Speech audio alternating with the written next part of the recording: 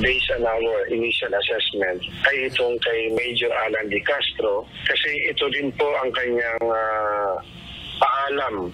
In the course ng conversation ni Catherine at yung kaibigan niyang kapwa beauty pageant contestant, ay makikita sila October 12. Despite na naiinis siya, minsan nasaktan at gusto nang humiwalay din ni Catherine dito sa naturang opisyal. Hindi pa rin naisa sa ilalim sa DNA test ng mga otoridad ang 17 hibla ng buhok at 12 blood stain samples na nakuha sa loob ng na-recover na pulang SUV sa Batangas noong Huwebes. Hindi pa kasi nagbibigay ng sample ang pamilya ni Miss Grand Philippines 2023 candidate Catherine Camilon sa mga pulis.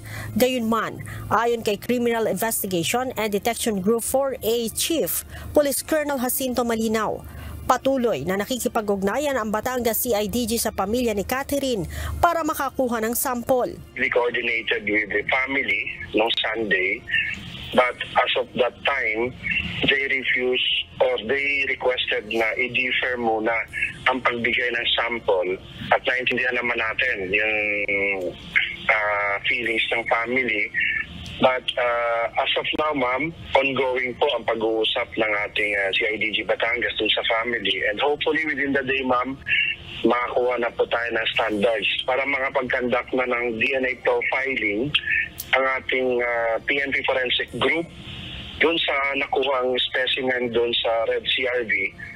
Lumalabas din sa investigasyon na sinasaktan umano ng karelasyong police major si Camilon at gusto na makipaghiwalay ng dalaga sa opisyal.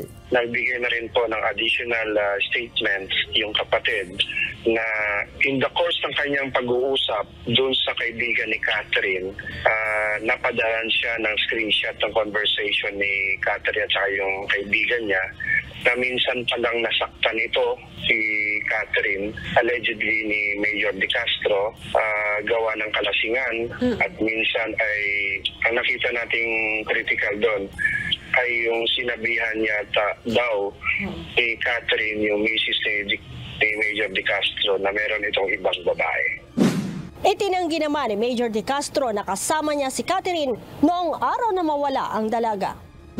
When asked about specifically doon sa October 12 na pagkawala ni Camilon, ay puro negative ang kanyang na wala siyang alam, nasa kampo lang siya. At yan naman po ay patuloy natin iniimbestigahan. Meron po tayong counterintelligence effort dan sa pagtulungan ng PRO4A na totoo ba talagang nandun siya. Samantala, nakausap na rin ng mga otoridad ang may-ari ng Red CRV, ngunit sinabing naibenta na niya ang naturang sasakyan. Leia Ilagan, UNTV, News and Rescue. Diyos ang aming sandigan, serbisyo publiko ang aming pinahahalagahan.